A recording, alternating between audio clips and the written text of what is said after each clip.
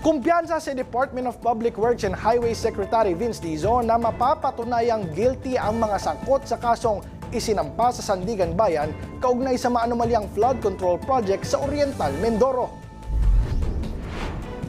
Tumestigo kasi si Dizon sa kasong kinasangkutan ni dating Ako Bicol Party List Representative Zaldico at iba pa. Tiwala ang kalihim na malakas ang ebidensya at basehan ng mga kasong isinampa laban sa mga ito. Para sa amin, malakas ang ebidensya, klarong-klaro.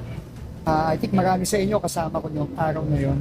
Kitang-kita naman natin na talagang substandard yung mga ginagay na mga sheet pile.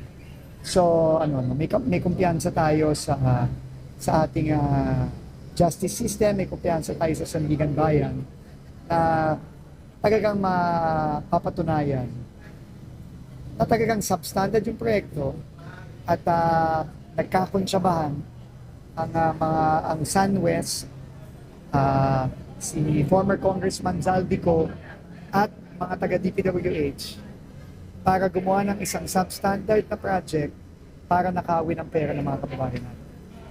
Binigyang diin ni Dizon na dumaan sa tamang proseso ang mga pagsusuring ginawa sa mga substandard na mga proyekto, maging sa proseso ng Commission on Audit.